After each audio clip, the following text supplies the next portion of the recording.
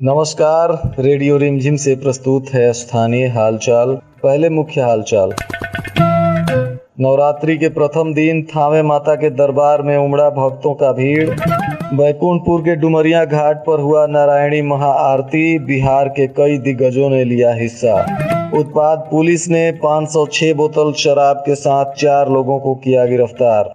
जमीनी विवाद में मोहम्मदपुर के देवकुली निवासी उपनेत कुमार ठाकुर की हत्या। और कटिया में 71 प्रत्याशी चुने गए निर्विरोध। 11 मुखिया सहित 22 प्रत्याशियों ने नामांकन लिया वापस। स्थानीय हालचाल के इस अंक के साथ मैं निकेत मिश्र। अब हालचाल विस्तार से।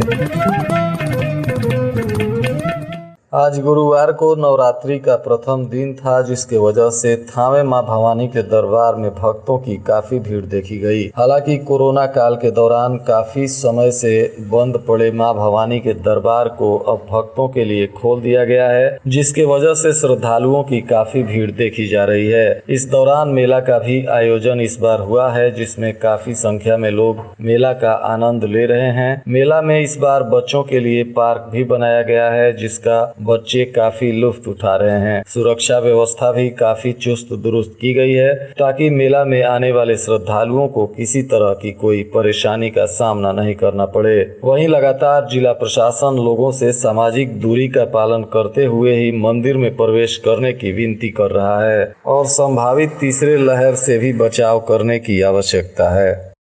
बैकुंठपुर क्षेत्र के डुमरिया घाट नारायणी नदी के तट पर नवरात्रि के प्रथम दिन नारायणी महाआरती का आयोजन किया गया, जिसमें प्रदेश के कई दिग्गज उपस्थित हुए। इसका आयोजन मुख्य रूप से भाजपा के प्रदेश उपाध्यक्ष मिथिलेश तिवारी के द्वारा किया गया है। इस कार्यक्रम में बिहार के उप मुख्यमंत्री तारकिशोर प्रसाद और रेणु देवी भी पहुंची हैं। वहीं बिहार के कृषि मंत्री सह गोपालगंज के प्रभारी मंत्री भी इस कार्यक्रम में पहुंचे हैं और भूमि सुधार मंत्री रामसूरत राय, खनन एवं भूतत्व मंत्री जनक राम, भाजपा के प्रदेश अध्यक्ष संजय जायसवाल, जनार्दन सिंह सिग्रीवाल सहित दर्जनों मंत्री और विधायक तथा सांसद इस कार्यक्रम का हिस्सा बने हैं। इस कार्यक्रम में मां नारायणी की भव्य आरती की गई तथा उपस्थित सभी नेताओं ने आम जनता को संबोधित किया।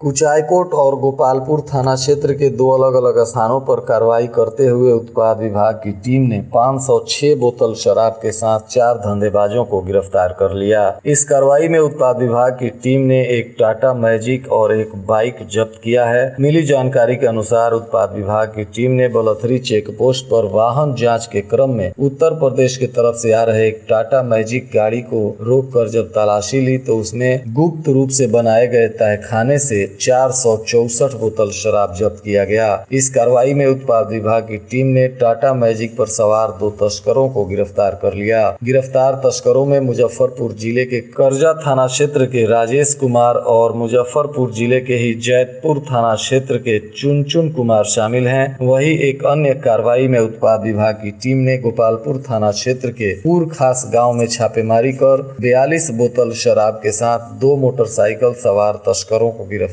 कर लिया। ये दोनों तस्कर उत्तर प्रदेश के तरिया सुजान क्षेत्र के निवासी बताए जा रहे हैं। पुलिस ने इन चारों आरोपियों पर उत्पाद अधिनियम के तहत मामला दर्ज कर आज इन्हें न्यायिक हिरासत में जेल भेज दिया।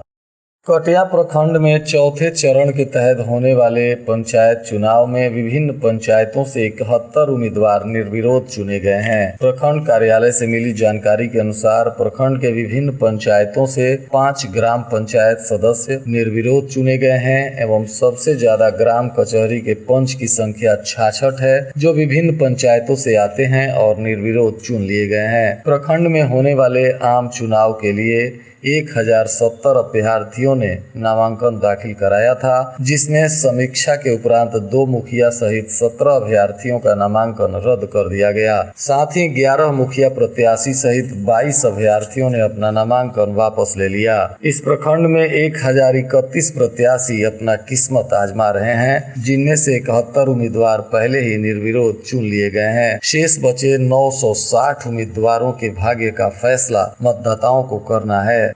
वहीं प्रखंड में 1 ग्राम पंचायत सदस्य एवं 8 ग्राम कचहरी के पंच के पद रिक्त हैं।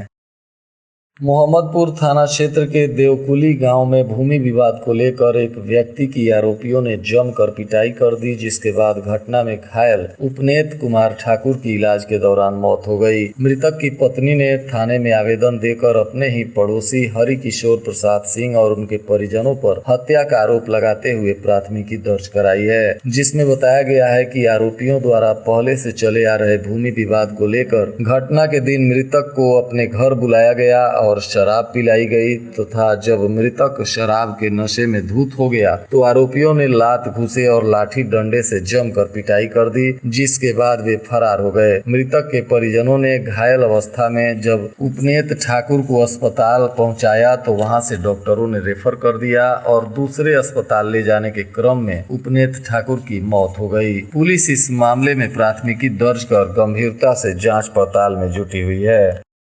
सदर अस्पताल में दिव्यांग जनों की एक जांच शिविर का आयोजन किया गया, जिसमें ऐसे लोग जो दिव्यांग जनों की श्रेणी में आते हैं उनका मेडिकल जांच किया गया और इसी के आधार पर दिव्यांग जनों को प्रमाण पत्र दिया जाएगा। इसके बारे में जब हमारे संवाददाता ने डॉक्टर से बात की तो उन्होंने बताया कि जिनके हाथ पैर या किसी अन्य अंग में किसी भी तरह की समस्या है या पोलियो से ग्रसित हैं तो उनकी जाँच की जा रही है और जाँच के आधार पर ही प्रमाण पत्र निर्गत किया जाएगा, जिसके लिए आज बहुत सारे लोगों ने सदर अस्पताल में पहुंचकर अपना जांच करवाया।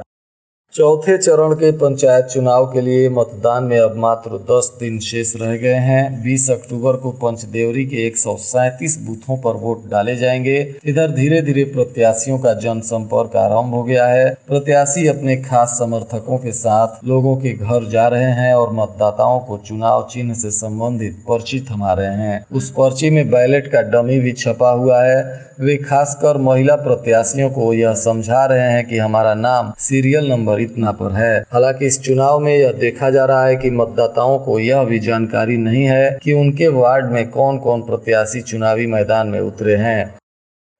स्वास्थ्य विभाग द्वारा दिव्यांग, बुजुर्ग और चलने फिरने में असमर्थ एवं गंभीर रोग से ग्रसित व्यक्तियों को टीकाकृत करने का अभियान चलाया जा रहा है। इसी क्रम में अब बिस्तर पर लाचार पड़े प्रतिबंधित गतिशीलता वाले व्यक्ति व दिव्यांगों का भी प्राथमिकता के आधार पर कोविड टीकाकरण कराया जाएगा। इसके लिए कार्यपालक निदेशक राज्य स्वास्थ्य समिति संजय कुमार सिंह ने इस बारे में पत्र जारी कर सभी सिविल सर्जन एवं जिलाधिकारी को आवश्यक दिशा निर्देश दिया है।